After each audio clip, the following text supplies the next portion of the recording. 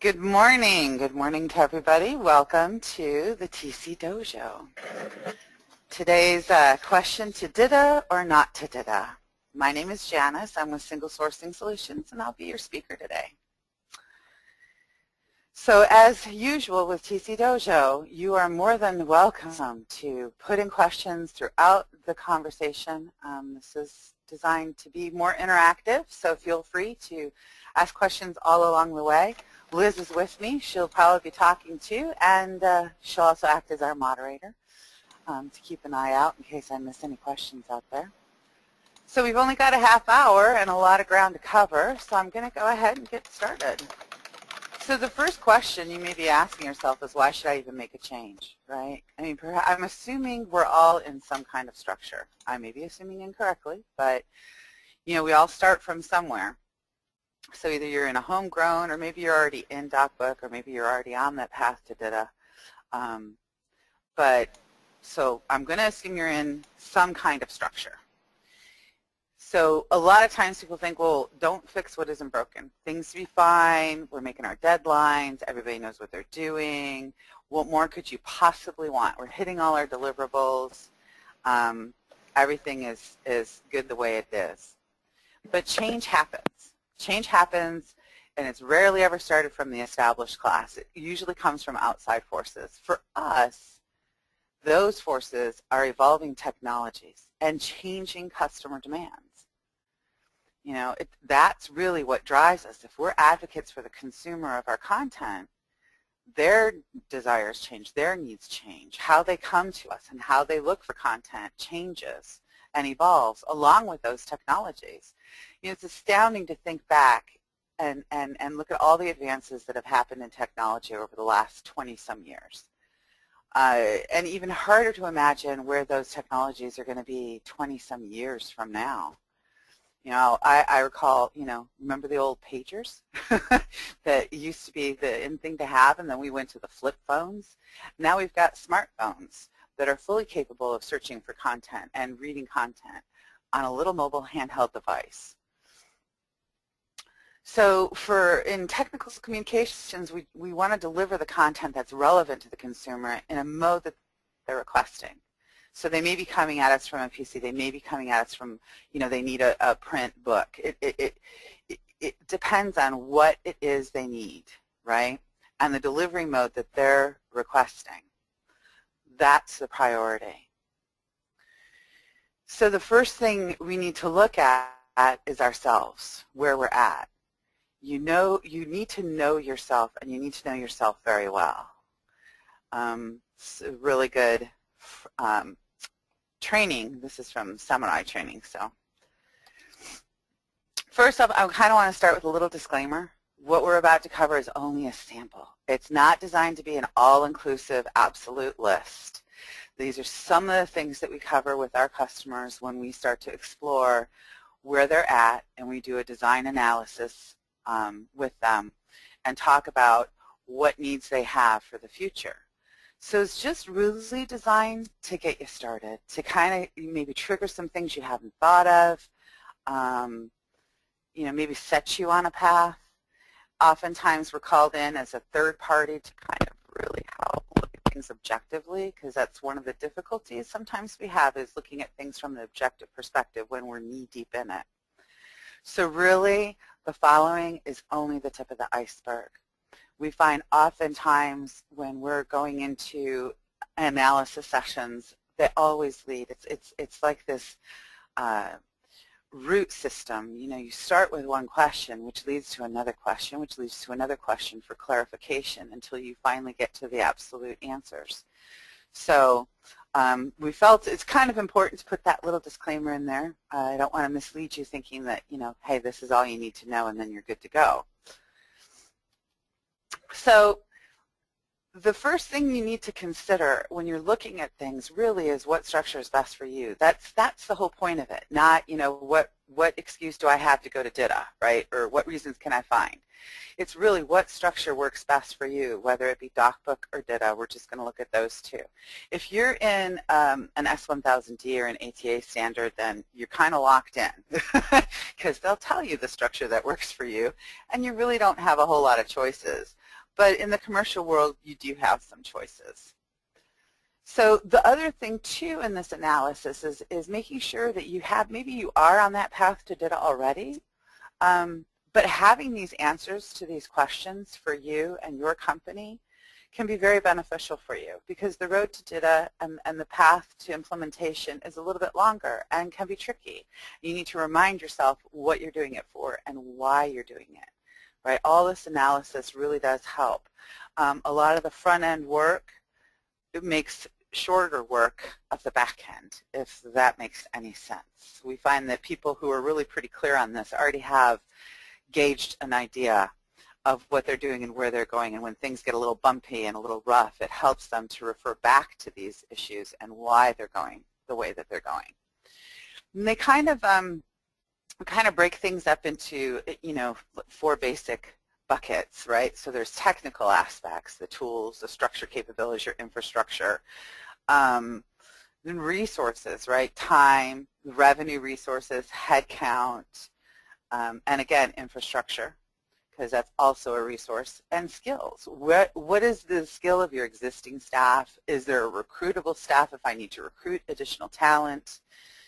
And then user experience. This is, you know, this may be the heaviest weighted question for you, but how are your consumers coming to your content? You know, what are your consumers, content consumers, looking for? What are their demands? What would make their lives easier? Okay. So let's start looking at how they stack up, and this is probably, Liz and I have a tendency, we go back and forth and sometimes debate. So you may hear some of that. So each structure has strengths. Each structure has weaknesses, right? Some things that Docbook does very well may meet all you need. DITA was actually born from Docbook, so it's kind of lessons learned from Docbook. So on the surface, Docbook's very well established, well supported, it's well documented, it's got a pretty solid history, it's very dependable, it's on version 5.1 CR2 right now. Just looked over at the Docbook.org. Now, DITA is young. It's interesting, when I wrote this slide, it kind of struck me. There's a lot to be said for a name. Docbook, document in book format, linear. DITA. Anytime you have a name where Darwin and architecture are in it, you know, it's telling you something. It's a little bit more dynamic, a little bit younger than Docbook, and it's evolving. It's got a growing community, which is nice. Documentation is evolving on it. There's lots of trainers and learning tools and resources out there now for DITA, which is pretty exciting. But it's only in version 1.2.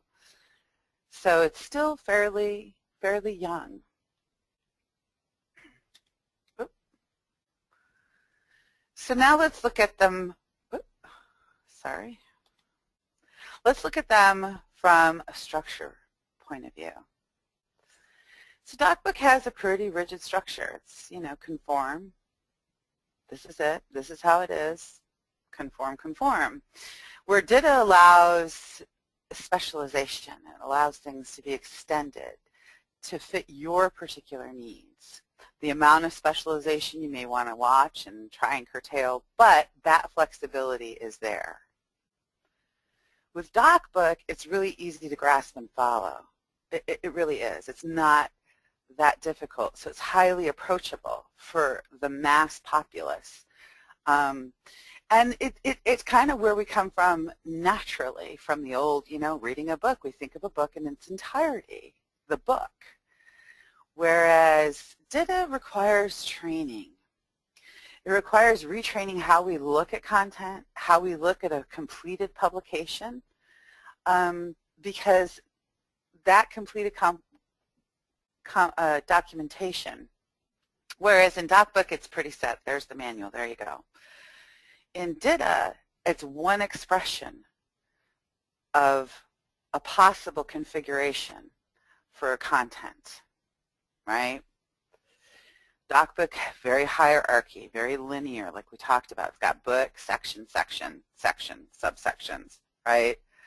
It's an XML file which includes, right, with includes. That's how it pulls together to be one book. But it's very linear hierarchy. In DITA, things are mapped. So it's mapped with links of related files to pull them together in whatever mapped structure you need for your final output. Docbook uses entities for reuse. Now, if you've done reuse in Docbook, you know the challenges of entities, some of the weaknesses of entities, and some of the strengths of entities. In DITA, they're link references. So they're link references all pulled together in organized fashion. Again, Docbook, book-oriented. DITA, very different. It's topic-oriented.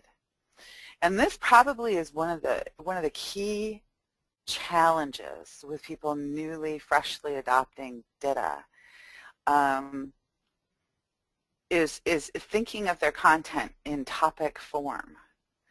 Because everything is either a concept, a task, or a reference. In book, we didn't really need to worry about it. We've got step procedures in with paragraphs. It doesn't really matter because it flows in a linear fashion through the book. There are sections and subsections. But when we look at our content and then we look at DITA, well, you've got concept and you've got task and maybe you've got some reference in there, and it all has to be pulled apart and reshuffled a little bit different in order to conform to that dynamic structure, that topic-oriented structure. Here again is where that training, it really is retraining our thought process, whereas before we would just put it linearly along, the whole thing would flow in a linear fashion. Now we're looking at topic-oriented, which also one of the main tenets in DITA is that a topic should stand alone. As much as possible, it should stand alone. Because this topic may go in another book over there, or another book over there, another book over there, and it needs to flow. That's the other challenge, is it needs to flow naturally for the reader if they are looking at the complete document as a whole. So topic-oriented has a lot of challenges with it, but not impossible. But it's something you should be aware of. In Docbook, there's hundreds of elements. There's something like 800. They're changing. I know the latest CR2 was removing some elements and shortening it to only one element, and so they try to change it, and usually you're going to use probably a couple hundred elements. In DITA, there's about 120 standard elements. So Docbook, a library type reference, traditional, linear. In DITA, it's database type reference, right? Again, we're linking all these topics together into one file, into one published output. So you kind of think in terms of a database where things are kind of cubed and it's stored in bits all over, right? Little modules here, little module there, and you pull it all together in the end based on what your map tells you, right? Nice thing is you can have all kinds of maps. Is there anything I've missed on this one, Liz, that you want to touch on? One of the big keys, the thing that DITA learned from Docbook is mostly the ability to change it, right? If you change Docbook, it's no longer Docbook, it's your Docbook.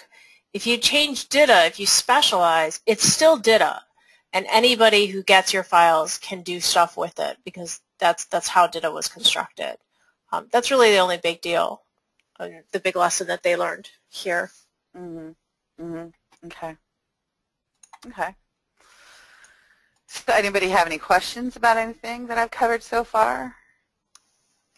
I don't see any questions yet. Okay. All right. Well, moving right along. So another thing to look at when you're analyzing where you're at, where you want to go, is content consumption. You know, how are consumers coming to your content? How are they requesting it? Docbook is optimized for print. I mean, obviously. I think it kind of goes without saying. When DITA, the content consumption really was optimized for web. When you think in terms of links and smaller modules of content in topic-oriented form, it really lends itself quite well to web and interactive content delivery. Docbook, reuse is a side benefit. I mean, you can get reuse in both of these. Let me be clear. You can get reuse in Docbook and you can get reuse in DITA. Docbook uses entities, DITA links. Okay? But now there's a part where you say, well, reuse is a side benefit in Docbook. There's not a whole lot of my content that is reused. And you really need to take a close look at that one, because there's times where you don't think things are reusable, but when you do an analysis of your content, you find, oh, there is high potential for reuse. And in DITA, reuse with links is much easier. And it is optimized for reuse. So if reuse is a critical factor, I think DITA kind of wins. I don't know, Liz, what do you think? Well, so reuse is the same, right? DITA is XML just like Docbook's XML. So you can do it in either one. It's just that in DITA there's certain things that are easier to do because there's things that you do over and over again. The content reference is something that is unique to DITA and is problematic but doable in Docbook. It basically comes down to how the ID functions work in each place. In Docbook, every ID must be absolutely unique through your entire content set. Right? That means you can't have the same section being reused can't have the same ID it had somewhere else, which is not true for DITA. DITA decided that IDs were limited to file. So when you see a content reference, you get file name plus IDs. You're able to reuse things a little bit easier. So if you've got a lot of reuse and you're redisplaying the same content over and over, that's something that points you more towards DITA. So, and on that, if the majority of your content is unique to each publication, then, you know, Docbook is just fine, handles that just fine. If the majority of your content is shared across multiple publications, well, then DITA may weigh a heavier factor for you. So, as far as books, I don't know. I think that Docbook handles small to medium publications. It can handle a big, if you just got something that you just has to go off to off to print, off to compose, and you can just let it go, you know, and it's a great big behemoth book and nothing's changed, then Docbook's fine. Big or small, DITA can handle any size publication, so I don't think size matters in this situation. So another factor to think about is maintenance, maintaining it. So Docbook's pretty easy to maintain, easy to implement, easy to integrate, easy to adopt. It is very easy. It's almost intuitive. DITA gets big, and DITA can be challenging to set up. Implementation requires a lot of planning and a lot of thought and a lot of research into what you're doing. And oftentimes, you know, people are thinking of a conversion from Docbook over to DITA. So there's a lot of thought that needs to go into that, because oftentimes, based on the topic orientation, which I didn't talk about this earlier, but the topic-based orientation, the best solution most people find is to reauthor their content, to reauthor it for DITA. Because again, the hierarchy is very different. It's a map and it's not a hierarchy.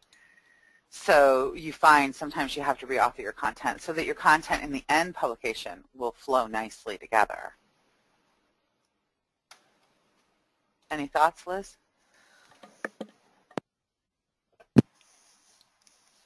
That bit about ripple effect, A lot of that applies to Docbook too if you do the reuse incorrectly. And as far as maintenance goes, it is a little harder to maintain data, especially when you've got thousands or hundreds of thousands of small files that are all reused in multiple places. If you're working in a file system, it's much more difficult to track that stuff. If you have a content management system that can tell you where used, how many documents use this topic, you're more able to do maintenance. And that's really why the information architecture sort of role in a TechPubs group came into being, because somebody needed to know how the content fit together. So it's a little bit more difficult to maintain. Docbook, it's easy, right? It's all in one file for the most part. It's a book. So maintenance can be a little bit more tricky, but it shouldn't be a reason to say yes or no necessarily, right? All of these factors work together. So on to the infrastructure. One of the things I, did kind of want to mention before we conclude here is tools and team. Those are two factors that actually can make or break you, really honestly, in any implementation or in any migration or any change. The tools, you've got to have tools on hand that are going to help support which way you go, wherever you go, right? Almost all the vendors out there who supply tools for our trade, for TechCom, they're going to be able to support any day. These days, they're all going to be able to support DITA and Docbook. I think I can go out on a limb and say that, right? I know the major players do. Yep. You need to develop a selection criteria, though, based on what your needs are. Not on what vendor everybody else is using, but look at your selection criteria and what is important. The same thought that you put into where you are, where you need to be, and which way you want to go, you need to put into the tools as well. Liz, it sounds like a herd. Sorry. To make that decision. So, and one word of caution is Open Toolkit does not equal free. I just kind of like to say that because, we get a lot of people who think Open Toolkit is free, and it's not. But maybe you've got a lot of programmers that are kind of bored and you want something that's, programmer dependent. Staff is really key and critical. Who you have on hand and who can you get if you need additional help. So, and where are your staff's strengths and weaknesses? Training is going to be critical for your team. Especially if you're going to go to DITA. DITA may require a bit more training than Docbook. And I think anytime you're going to make a change, it's good to have a third party. And there's lots of third parties out there. We happen to be one of them. There are several of them. They all have different philosophies on how they train. We tend to be more mentoring and making your team come along a little faster. Some people will wrap a solution for you, throw it over to you, and it's all plugged in, ready for you just to roll with it, and then you can figure out what goes on. It was what works for you. We find our teams like the teams that we tend to work with like to know what they're doing. They want to be informed every step of the way, and they want to have ownership because when we leave, they're going to have it to maintain. You also have to think of bandwidth. You've got your deliverables, you have things that you need to do. So you need to figure in bandwidth for integration, implementation time, for the type of training, what works best for your team. If you've got a two-person team and you've got deliverables every quarter, you need to factor that in when you're making a decision. And oftentimes it is bringing in a third party to kind of help shore things up and pull them along as need be. So in the end, that's all the high points I have. Those are really just the high points on looking at DITA versus Docbook. But in the end, the best solution is going to be what works for you, what's the most important for you, and what holds more weight, right? So when you're looking at things that are factors that are comparing Docbook and DITA, some factors will hold more weight than others. Perhaps in your conclusion, you see that, well, you know, I'm okay with Docbook right now. And that could be your solution. And right now, you might be okay with Docbook. But it doesn't mean that you can't adopt DITA later. Doing an analysis is going to help you understand where things are coming. Again, change happens from outside, not from inside. So you don't want to become too complacent, you know, or fat and happy where you're at. You want to keep an eye out so that you know. If you're not making a change right now, that's okay. But you need to know objectively why you're not making that change. Okay? All right. So if you have any questions, here's our contact information. And I'm going to go through some announcements that are really pretty important. If you have questions, feel free to type them in the question box, and we'll answer them for you. I think So, I yeah. haven't seen any yet. And I want to make sure that everybody What? knows this is just a small bit of what we go through when we talk about DITA versus Docbook. We've got like 80 to 100 question decision points. Yeah. I think. Yeah. Yeah. Anyway. Well, and you know, oftentimes when we're asking one question, it leads to several more questions. So it is really just the tip of the iceberg. But it really is just designed to get you thinking and get your thought going, because you know, it shouldn't be an emotional decision. It really shouldn't. Yeah. This is a pretty good summary. Yeah, and it shouldn't be, oh, because everybody else is going to DITA, I should go there too. Well, no, not really. And there are times where you may need to live in both worlds, Docbook and DITA. Tune in March for more about that. But I want to talk about TC Camp. Yes. So the unconference, if you didn't go last year, oh my God, you've got to go. If you're in the Bay Area or nearby the Bay Area, it happens on a Saturday, which is actually, it's a lot of fun. It starts like at 8:30 in the morning. We've got workshops going in the morning, so kind of a little more traditional, but those are designed to help you get some quick skills for improvement. And there's, you know, several different selections for you to choose from. The workshops are $30 except for Adobe. Adobe has sponsored their workshop. And if you're in the Bay Area and you're on Adobe's tools, you really want to come. That's all I can tell you about that one.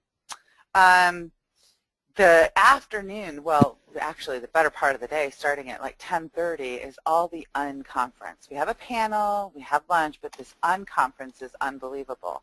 It's driven by the participants. It's unlike any other conference you've ever been to. You actually pick the topics that are discussed, and you break up into groups. It really is a lot of fun. It's a dynamic day.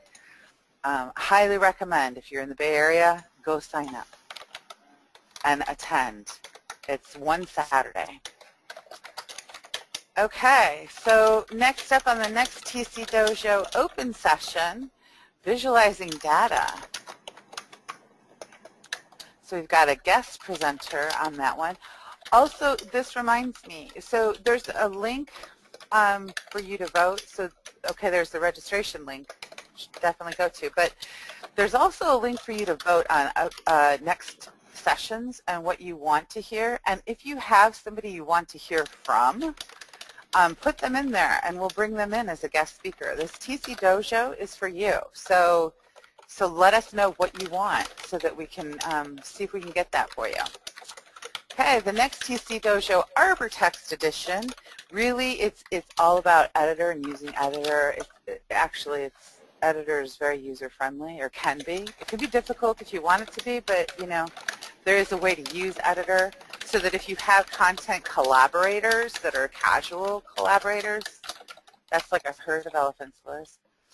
If you have content collaborators who are casual users, they really can use editor. The user interface is can be user-friendly. So that's all that one is about. So the next master series is Monday, the 27th. There's more information on tcdojo.org for that. Okay. Since there are no questions, I thank you all for attending. I hope this was informative, thought-provoking. It didn't spur an argument, which I was hoping. I know. Well, But here we go. A few months ago, or maybe a month or a half ago, Michael Priestley posted, "Hey, Docbook is dead. DITA is everything because there's nobody posting jobs for Oh, Docbook." yeah. Right, And that's not right. necessarily what that means, because Docbook has been around for a very, very long time, and everybody assumes you already know that. Right. Yeah. So, and Docbook's not dead. it's not in any way dead. No, no, it's not dead. And like I said, the new release, you know, I mean, they're on 5.1 CR2, which is fairly new. Yeah. And the changes are very minor. Right. From release to release, because it's very, very stable. Right. Been around. It's not going anywhere. So, yeah, I know. I forgot to mention that earlier about that post, but it's not dead. It is alive and kicking. Absolutely. All right. Well, so if nobody has any questions, oh, here we go. Finally. What about open Madcap Flare? Hey. Flare. Those are two very different things. You don't do DITA in Madcap. Flat out. You don't do DITA in Madcap. The open toolkit, I wouldn't wish on my worst enemy. But there are a lot of options to do DITA. But Madcap isn't one of them. Madcap is, however, a great tool, especially if you're just starting out. Don't you think, Janice?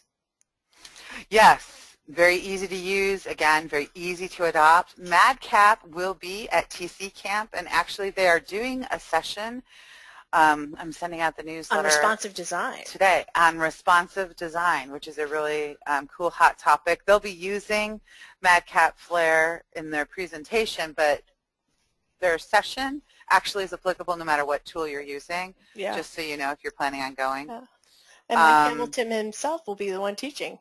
Yes, and Mike is wonderful. A lot of fun. A lot of fun. But Madcap, good tool. Good tool. It's aimed at online help, not so much for print. But it's a good one if you're learning, if you want to learn how to break things up into bits, not really topics, but kind of topics. They're not DITA topics. So if you want to get your people into that form, it's a good place to start. Thinking. Right? Yeah, into modular thinking, yeah. Exactly. When you get to the point where it doesn't do enough for you, then you move to the next tool, right? And that's really, and they'll tell you that too. But it is a very nice tool, especially for beginners. Yeah. Hey, what can you say about Oxygen, Liz, while you're on a roll there? Oxygen's just an editor. That's pretty much it, right? It's just an editor. It'll connect to the Open Toolkit, but you've got all of that behind you too. It's a nice tool. I use it. I use it for development of style sheets, not so much for authoring, but I've got a better tool that I use for authoring that I like better and I'm more familiar with, right? So it all depends on your requirements. Okay. Ray, did that get your question? Oh, we want to know what tool that is. So I've used almost all the tools around, actually. I've even used the latest FrameMaker version for importing data created in other tools, which works very, very well. The tool that I use most, and I've had forever, honestly, I've had it forever. I've had it almost, 13 years now, is ArborText. Yeah. But that's just, I know it, I use it, I picked it for particular reasons. We do a lot of development that has other implications, and it works best for me. So XMetal, very similar product from an editor perspective. They look almost identical. Yeah. So, and again, when you're looking at, so you got to kind of separate DITA versus Docbook and that analysis from your tool selection. Tool selection, you should have a whole nother set of criteria and evaluate the tools based on that selection criteria. Yeah, because all of them have strengths, all of them have weaknesses. Open Toolkit has its strengths and it has its weaknesses. Sometimes the weaknesses are so great that, it kind of outweighs its usefulness. But there again, it depends. I mean, you might not be adverse to having those weaknesses. Maybe those are fine for you. Again, it becomes based on the selection criteria. But I've heard some people say, well, Open Toolkit is free. It's not free. It's not free. It's not free. Developing so style implementation sheets. and support is something you really need to factor in when you're looking at selection criteria. I don't know, maybe we need to do a whole other session on selection criteria. Well, yeah, that's true. We could do something on that. But there's also, like, the Open Toolkit has sent with it Apache FOP, which doesn't do indexing very well. So if you want indexing, you have to buy a commercial publishing engine, and then you've got to learn how to integrate it. And there's when I saw a session by Sarah at Scriptorium, she said the average Open Toolkit DITA project runs $160,000. And that was their thing. So there's a lot of things to consider, and the initial, what you see as price is not necessarily the full cost. We'll just say right. That. With anything, with any tool, any tools that you select, you know. Absolutely. So that's again, why it's maybe always do your criteria. We should do something on, we should do something on selection criteria another time. We're starting to lose people, and we've gone way over time. It's true. But thanks for attending, and thanks for the questions, and I hope to see you next time. And if you are in the Bay Area, I hope to see you at TC Camp, because believe me, it is a really good day. It is amazing the things you learn.